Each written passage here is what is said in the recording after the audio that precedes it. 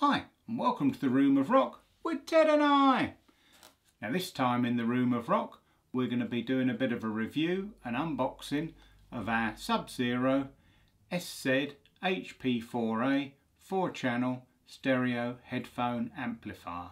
So if that's something that interests you, stick around.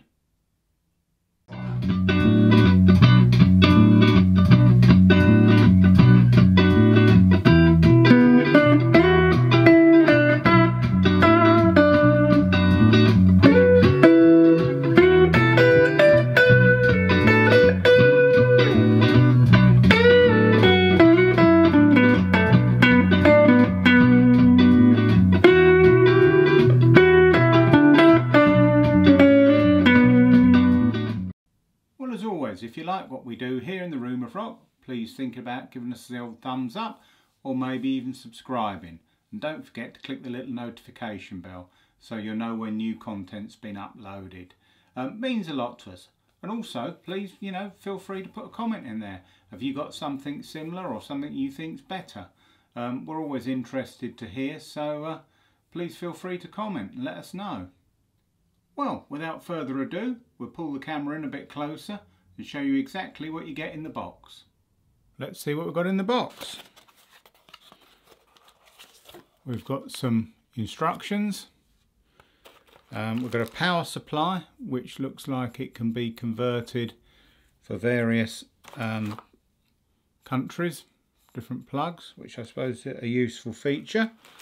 And there is the little power supply itself. And then we've got the actual headphone amplifier in a little sort of padded bag.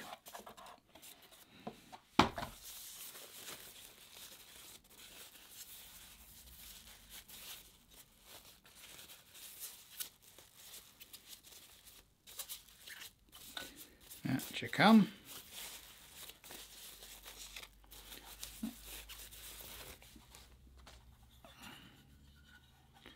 And there's the actual headphone amplifier. I have to say, initial impressions are it looks quite nicely made. It's a metal case, screwed together. It's got, you can see that little rubber feet on there to protect your desk. You've got on the back, you've got the input for the power supply. You've got an input into the amplifier, and then you've got on the front you've got 4 outputs, each with its own volume control, and then you've got your on-off button.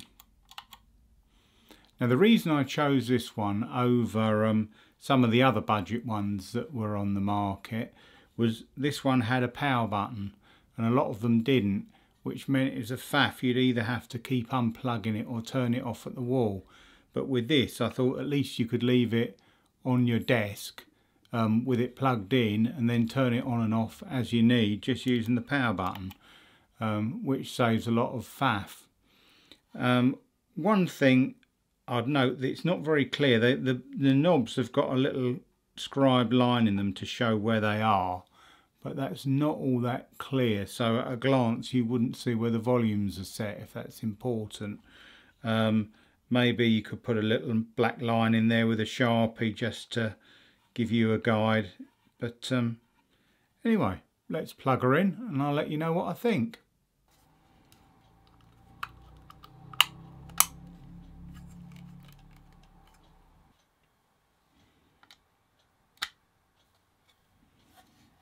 One thing to point out, for the input you'll need one of these, a TRS, a stereo tip ring sleeve stereo, not your ordinary 1/4-inch jack that you use for like guitar pedals and guitar cables. That's only mono. So if you used one of those, you would only play back or hear back in mono. So you need the stereo one for your input. So that goes in there and then goes into the headphone out, on this case, on my interface. So now I can go from one set of headphones only to 4 sets of headphones, each with their own individual volumes. What I'll do, I'll listen back to something using my headphones I won't actually bore you with that. Then I'll listen back via this to see if there's any sound degradation. Well, I've listened back now using two different sets of headphones, and I have to say the quality seems very good. I tried having one very loud and one very quiet to see if there was any bleed across between channels, which there didn't appear to be. So you can quite easily do that. Maybe someone needed their headphones a lot louder than someone else. And you got a clean, clear signal from it. I was very pleased. I think there's a very slight degradation in sound from the headphone out on the interface, but then that's a good quality interface.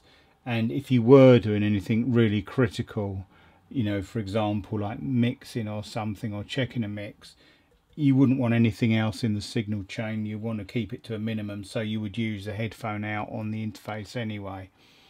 But yeah, there you go. On the whole, very pleased. One other possible use for this would be if you've got an adapter that goes from the small jack to a large jack like that, then you could plug that in as the input, and then you could maybe plug that into an MP3 player or your phone, and then share something maybe you've got on your phone with your friends. I mean, the only downside is you do need mains power. This only works off the mains. But if you had someone come round with something on their phone they'd done, they wanted to share, then it's, you know, a great way of doing that if you've got more than one set of headphones.